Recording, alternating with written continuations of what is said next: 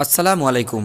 নাগরিকপঞ্জি আইন ও এনআরসির উত্তেজনার মাঝেই আজ মোদী সরকার আরেকটি বড় সিদ্ধান্ত নিল, যার উপর বিবাদ তৈরি হতে পারে।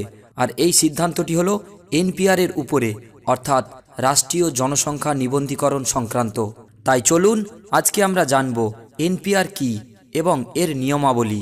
এই এনপিআর প্রত্যেক ভারতীয়র জন্য প্রযোজ্য। আরেকটি গুরুত্বপূর্ণ বিষয় হলো পশ্চিমবঙ্গ ও কেরালা কেন এনপিআর এর যাবতীয় কার্যকলাপ বন্ধ রেখেছে।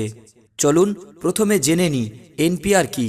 ন্যাশনাল পপুলেশন রেজিস্টার অর্থাৎ জাতীয় জনসংখ্যা নিবন্ধীকরণ 1955 সালের সিটিজেনশিপ অ্যাক্টের মাধ্যমে প্রত্যেক ভারতবাসীকে নতুন নাগরিকত্বের পরিচয়পত্র দেওয়া হবে।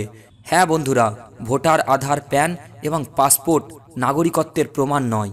এই নাগরিকত্ব প্রমাণের জন্য আপামর সকল ভারতবাসীর জন্য কেন্দ্র সরকার আনছে নতুন এক নাগরিকত্ব কার্ড। গত কয়েকদিন আগে স্বরাষ্ট্রমন্ত্রী ঘোষণা করেছিলেন, ভোটার কার্ড, আধার কার্ড, পাসপোর্ট আপনার নাগরিকত্ব পরিচয়পত্র নয়। তাই নাগরিকত্ব পরিচয়পত্র আসতে চলেছে এনপিআর এর মাধ্যমে। চলুন আমরা জেনে নিই এনপিআর এর উদ্দেশ্য কি। ভারতে প্রত্যেক 10 বছর অন্তর জনগণনা হয়ে থাকে। 2011 সালে হয়েছিল এবং এরপরে হবে 2021। আর এবার এই জনগণনার সাথে সাথেই প্রত্যেক ভারতীয়র বায়োমেট্রিক অর্থাৎ আধার কার্ড, প্যান কার্ড, পাসপোর্ট সহ আপনার যাবতীয় তথ্য থাকবে নতুন এই নাগরিকত্ব কার্ডে। এছাড়াও নিজের নাম, পিতার নাম, জন্ম তারিখ, জন্মস্থান, পেশা, শিক্ষাগত যোগ্যতা যাবতীয় বিষয় উল্লেখ থাকবে নতুন এই কার্ডে। এর ফলে অবৈধভাবে ভারতে বসবাসকারী ব্যক্তিগণ নাগরিকত্ব থেকে বঞ্চিত হবেন। নিশ্চয় এটি একটি ভালো সিদ্ধান্ত, তবে এর মাধ্যমে নির্দিষ্ট একটি জাতিকে হয়রানির শিকার যেন না হতে হয়, যেমনটি হয়েছে এনআরসি এবং সিএএ এর মাধ্যমে। নতুন এই কার্ডের চিন্তাভাবনা শুরু হয়েছিল 2010 সালে।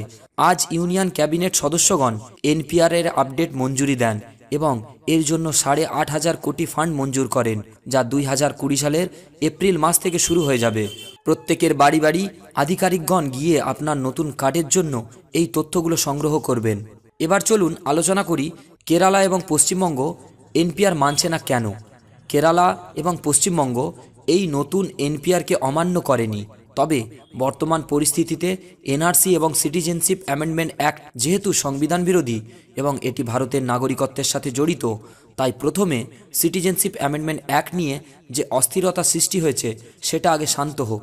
যেহেতু এখানে একটি নির্দিষ্ট ধর্মকে বঞ্চিত করা হচ্ছে, অধিকার হরণ করা হচ্ছে, যেটা সংবিধান বিরোধী। অতএব এই বিষয়গুলি নিয়ে কেন্দ্র এবং সুপ্রিম কোর্ট সুষ্ঠু সিদ্ধান্তে আসুক, তারপর এই দুই রাজ্য এনপিআর চালু করায় মঞ্জুরি দেবেন। টাইমস অফ ইন্ডিয়ার একটি আর্টিকেল থেকে আমরা এই বিষয়গুলি জানতে পারি। তথ্য যাচাই করার জন্য ডেসক্রিপশনে দেওয়া লিঙ্কটি দেখে নেবেন।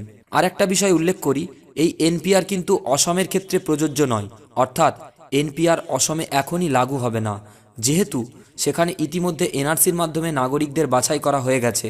অতএব বন্ধুরা, এই এনপিআর এর মাধ্যমে প্রত্যেকটি ভারতীয় যাবতীয় তথ্য এবং বায়োমেট্রিক ডেটাবেস কেন্দ্র সরকারের কাছে থাকবে।